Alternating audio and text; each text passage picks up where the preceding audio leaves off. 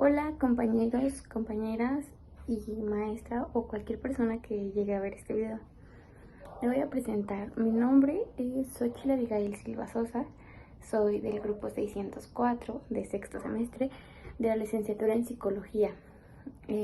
La materia es diversidad e inclusión, la imparte la maestra Juana Leonor. Y en esta ocasión yo les voy a hablar sobre la diversidad e inclusión. Principalmente de lo que hemos visto en la unidad 1 y 2 y un poquito de mi experiencia y todo eso.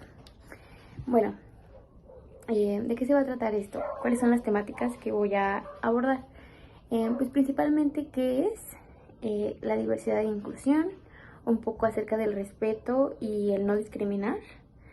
El tema 3 sería la vulnerabilidad y la desigualdad educativa, que es un tema muy importante. Y el tema 4 serían las necesidades especiales e inclusión. Así que vamos a comenzar. Para comenzar, ¿qué es la diversidad? Bueno, pues la diversidad es la existencia de aspectos distintos entre sí dentro de un determinado ámbito o espacio. ¿Qué queremos decir con esto? Bueno, que cuando hablamos de diversidad, hablamos de muchos conceptos y muchas formas de ver la diversidad.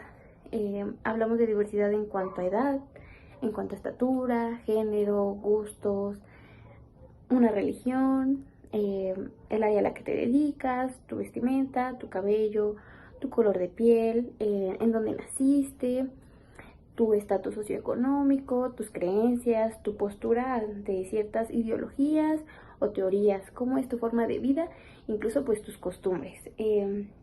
También hay diversidad en cuanto a diferentes capacidades o necesidades especiales.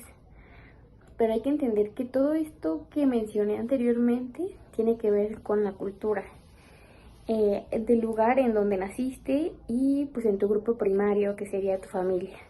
Y de ahí vas formando tu identidad. Entonces hay muchas personas con identidades diferentes, con ideologías diferentes. Hay que comprender que cuando hablamos de diversidad no hablamos como de una fragmentación o discriminación por orientación sexual o por género. No, hablamos de que la diversidad es tan grande que existen tantas cosas que nos hacen completamente diferentes a todos. Y por eso debe de existir el respeto, porque si no respetamos a los demás, caemos en este proceso pues de discriminación. Pero, ¿qué es la discriminación? Bueno, discriminar significa seleccionar o excluir o dar un trato de inferioridad a personas o grupos a causa de lo diversos que somos. Por ejemplo, pues su origen étnico, su religión, su edad, su género, las opiniones, las preferencias políticas incluso o sexuales y las condiciones de salud, las discapacidades o cualquier otra causa.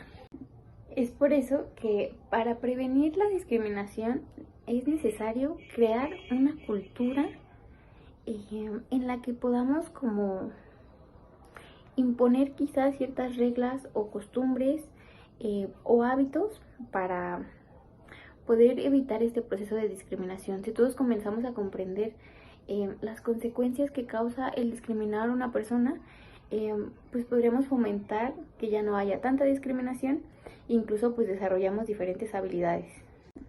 Cuando hablamos de vulnerabilidad y desigualdad educativa en México, hablamos de que esta diversidad se vuelve un problema en México, porque pues justamente por todas estas culturas, creencias y costumbres que son muy diversas, que generan conflictos. ¿Y qué sucede? Pues que muchas personas deciden simplemente ya dejar de estudiar porque no se sienten incluidos en estos sectores tanto de primaria, secundaria o incluso preparatoria, porque también se sienten discriminados.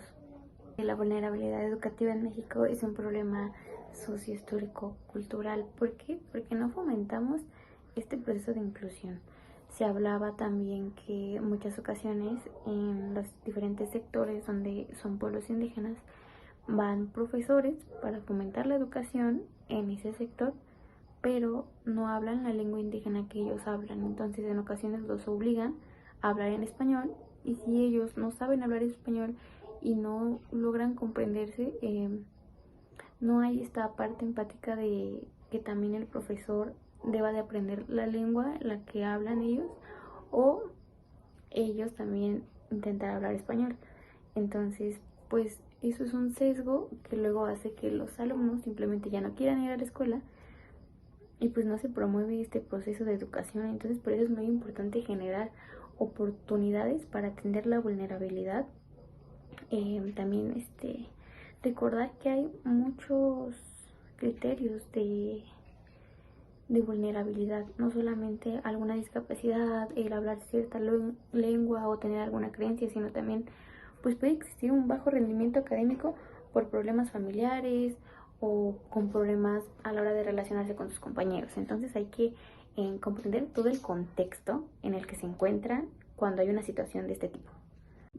En la parte de integración hay que recordar, incluso pusimos algún ejemplo en alguna clase, que cuando un integrante se acerca y tiene capacidades diferentes de aprendizaje y se va a tomar el tema de, por ejemplo, fracciones, a esta persona no se le puede excluir y decir que solamente se le van a dar unas sumas sencillas y a los demás fracciones. No, más bien el profesor tiene que tener la suficiente capacidad como para mantener un aprendizaje distinto con él a través quizá de materiales didácticos o de formas diferentes, pero al final de cuentas debería de ser en conjunto, que aprendan lo mismo, no simplemente segregarlo.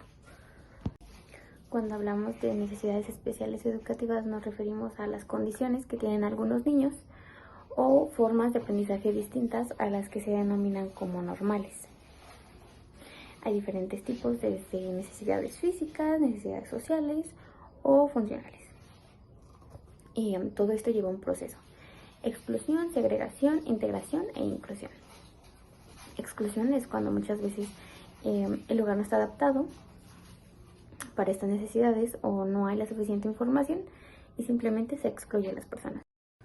Cuando hablamos de inclusión, hablamos de reconocer el derecho que tienen todos los niños, las niñas, los adolescentes, jóvenes u adultos a una educación de calidad, que considere y respeten nuestras diferentes capacidades o necesidades educativas o nuestras costumbres o si tenemos algún tipo de discapacidad. Bueno, ¿por qué es importante la inclusión? Pues porque es fundamental para construir una sociedad verdaderamente inclusiva. Para esto es necesario pues generar esta accesibilidad, que todas las personas de los lugares que sean puedan acceder a la educación y a una educación de calidad. Garantizar la adaptación, que al momento en el que tú ya entres a una institución se pueda garantizar que a pesar de lo diversos que somos podamos adaptarnos para tener un aprendizaje equitativo, es decir, pues no tener ningún sesgo y sobre todo pues la participación activa de todas las personas. Para finalizar, ¿cuáles serían mis conclusiones personales? Bueno, gracias a estas unidades he podido comprender que muchas veces no tenemos la información necesaria como para comprender estos temas y que definitivamente hay mucha vulnerabilidad educativa en México, pero que también nosotros podemos fomentar o ser parte de este cambio y como psicólogos en formación podemos informarnos lo suficiente y educarnos para poder generar esta inclusión educativa. Así que muchas gracias por verme y escucharme y les voy a dejar mis referencias al final de las diapositivas. Muchas gracias.